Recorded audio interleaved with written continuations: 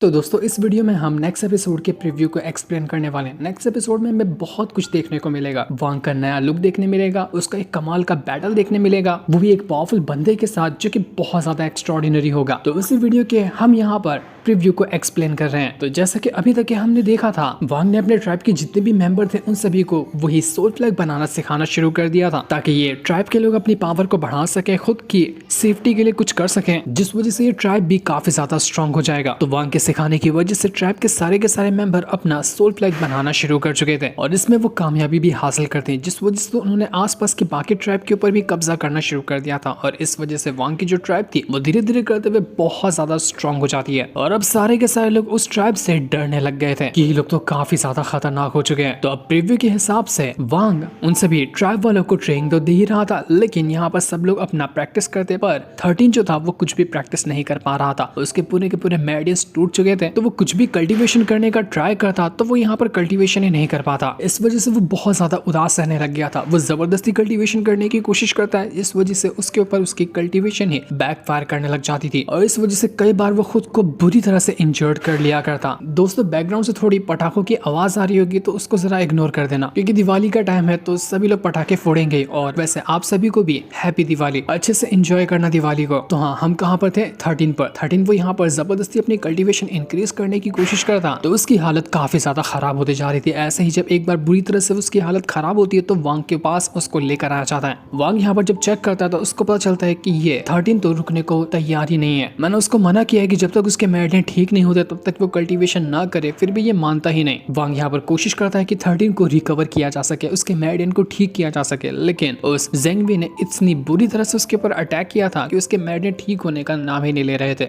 और अब यहाँ पर 13 की इस तरह की हालत हो गई थी कि वो शायद कभी भी जिंदगी में कल्टीवेशन नहीं कर पाएगा, उसको हमेशा ऐसे ही रहना पड़ेगा। पर ये चीज 13 को गवारा नहीं थी। वो यहाँ पर कुछ भी करेगा लेकिन ऐसे शांत नहीं बैठेगा, क्योंकि ये बंदा बहुत ज्यादा मेहनती है, वो कुछ भी करने को तैयार है। वांग जब यहाँ पर उसकी बॉडी को चेक करता है तो उसको पता चलता है कि इसकी बॉडी के अंदर तो ढेर सारी डिमोनिक एनर्जी भरी हुई है, जिसे सभी से छुपाकर ये 13 कल्टीवेट किया करता था। वांग इस चीज को जानकर बिल्कुल हैरान रह चुका था कि इसकी बॉडी की हालत इतनी बुरी है, फिर भी ये यहाँ पर डिमोनिक पावर को कल्टीवेट कर रहा है। वांग को उसके ऊपर तरस आने लग जाता है कि इसका कुछ ना कुछ तो करना पड़ेगा। वांग सोचता है कि अगर ये नॉर्मल कल्टीवेशन नहीं कर सकता तो क्यों ना यहाँ पर इसको एंशिएंट गॉड मेथड ही दे दिया जाए, तो हो सकता है कि आगे चलकर ये 13 एंशिएंट गॉड मेथड को अच्छी तरह से कल्टीवेट कर पाएगा। पर वांग को ये भी डाउट था कि एंशिएंट गॉड मेथड को कल्टीवेट करना इतना इजी काम नहीं है, क्या ये 13 ये कर पाएगा या नहीं कर पाएगा। इसको टेस्ट करने के लिए वांग के पास उस जायंट डीमन क्लान के जो एंसेस्टर वगैरह थे उसके पास की एक टेक्निक मौजूद थी जो कि बिना मेरिडियन के बॉडी को स्ट्रॉन्ग बनाने के काम आती है। तो वांग यहाँ पर डिसाइड करता है कि अगर 13 ये जायंट डीमन क्लान वाली टेक्निक को अच्छे से कल्टीवेट करता है और इसको सीख जाता है ना, तो यहाँ पर वो इस काबिल हो जाएगा कि वो एंशिएंट गॉड मेथड को भी सीख सकता है। इस वजह से वांग अपनी पावर का इस्तेमाल करते हुए 13 के अंदर वही जायंट डीमन क्लान वाली टेक्निक डाल देता है। अब यहाँ पर 13 का काम होगा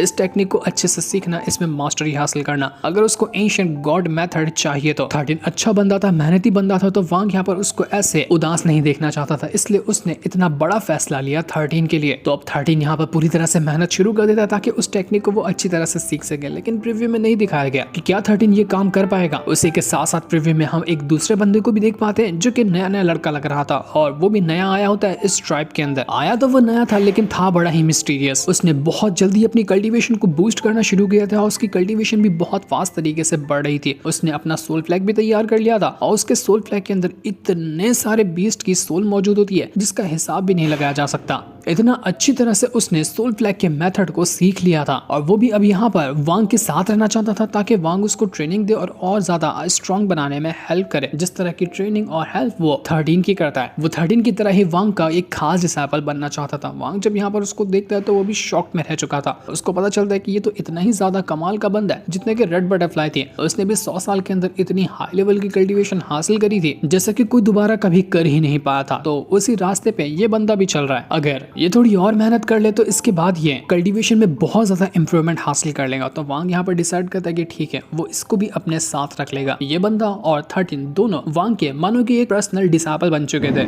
वांग इन दोनों पे सबसे ज्यादा ध्यान दिया करता, उनकी कल्टीवेशन में हेल्प किया करता। इस वजह से इनका प्रोग्रेस भी बहुत फास्ट तरीके से बढ़ रहा था। देखते ही देखते ये ट्राइब बहुत ज्यादा बड़ा हो गया होता है और आसपास के जितने भी ट्राइब थे उन सभी के अंदर इस ट्राइब की दहशत मचते जा रही थी। इतने सारे ट्राइब को इस ट्राइब वालों ने अपने मुट्ठी में ले लिया था जिसकी कोई कोई हद नहीं थी। ये जहाँ पर ये ट्राइब मौजूद था वो जगह भी कम पड़ने लग जाती है। अब इनको और बड़ी जगह चाहिए थी अपना ट्राइब एक्सपांड करने के लिए। तो ये लोग आसपास के इलाके पे भी कब्जा करना शुरू करते थे।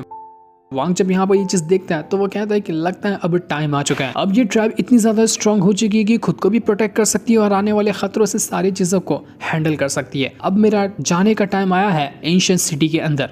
अब एंशिएंट सिटी के अंदर जाकर देखता हूँ कि क्या मुझे वहां से वो डीमन स्पिरिट मिलती है या नहीं मिलती है, जिसकी तलाश में मैं काफी टाइम से लगा हुआ। और इसी दौरान जब यहाँ पर वांग ने अपने आप को स्ट्रांग बनाया था इतने टाइम से ट्राइब के अंदर रहते हुए, तो उसका पूरा लुक भी चेंज हो गया होता है और वो बड़ा ही कमाल का नजर आ रहा था। वांग यहाँ पर डिसाइड करता है कि अगर वो एंशिएंट सिटी के अंदर जाएगा तो अपने साथ किसी न किसी को लेकर जाएगा। और उसकी नजर में सिर्फ 2 ही बंदे थे जो उसके साथ जाने के लायक हो सकते थे। एक दूसरा वाला बंदा जो नया आया था ट्राइब के अंदर, वो और 13। तो वांग इन दोनों को ही लेकर अपने साथ उसी एंशिएंट सिटी के लिए निकल जाता है। दोनों के दोनों बहुत ज्यादा एक्साइटेड थे वांग के साथ जाने के लिए। और खो भी क्यों ना, वांग का यहाँ से नया सफर जो शुरू होने वाला था। जितने भी ट्राइब के मेंबर थे वो सभी वांग को यहाँ पर देखकर उसको रिस्पेक्ट पेश कर रहे होते हैं कि न जाने अब कितने दिन बाद यहाँ पर वांग वापस आएगा और वो जिस इतने खतरनाक वाले सफर पे जा रहा है उसको कामयाबी मिलेगी या नहीं मिलेगी। सब उसके लिए प्रार्थना वगैरह कर रहे होते हैं। इसके बाद वांग निकल जाता है अपने सफर के लिए। वो जैसे ही ट्राइब के इलाके के बाहर आता है उसको वहाँ पर एंशिएंट डीमन सिटी जो थी उसके कुछ सोल्जर वगैरह नजर आते हैं जो सभी यहाँ पर घेरा बनाकर मौजूद थे ताकि एंशिएंट सिटी को अच्छे से प्रोटेक्ट किया जा सके। जैसे ही वांग यहाँ पर आया था वहाँ पर वो जो सोल्जर वगैरह थे वो वांग को देखकर कहने लग जाते कि आखिर तू है कौन और तू यहाँ पर आया कैसे, यहाँ पर आने की परमिशन तुझे दी किसने। इस चीज को सुनकर वांग को काफी ज्यादा गुस्सा आ जाता है कि आखिर किस तरह से ये लोग मुझे बात कर रहे हैं। 13 और दूसरे वाला जो बंदा था वो भी यहाँ पर भड़क चुके थे कि आखिर तुम्हारी हिम्मत कैसे भी हमारे मास्टर से इस तरह से बात करने की, हम यहाँ पर तुम्हें छोड़ेंगे नहीं। लेकिन वांग उनको शांत करवाते हुए कहता है कि मैं हूं ना यहाँ पर इनके लिए, मैं काफी हूँ, देखता हूँ कि जरा इनके अंदर कितनी औकात है। वांग यहाँ पर अपनी पूरी पावर का इस्तेमाल नहीं करता, बस अपनी थोड़ी सी पावर का इस्तेमाल करता है और एक घसीट कर पंच रेडी करता है और उसने देकर पंच मार दिया था उन सभी के सभी सिपाहियों के ऊपर। ये पंच इतना खतरनाक तरीके से उन सिपाहियों को लगा था कि सिपाहियों की वाट लग जाती है, उनकी हालत पूरी तरह से खराब हो चुकी थी और कई सारे सिपाही तो ऐसे ही मारे जाते हैं। बस वांग ने हल्की सी पावर का इस्तेमाल किया और उनको पंच मार दिया इतने में ही। इस वजह से यहाँ पर पूरा का पूरा महल जो था वो हिलने लग जाता है और इसकी खबर एक बंदे को जाकर लग जाती है जो बंदा महल के अंदर मौजूद था। अब रिव्यू में क्लियर तरीके से तो नहीं बताया गया कि क्या यही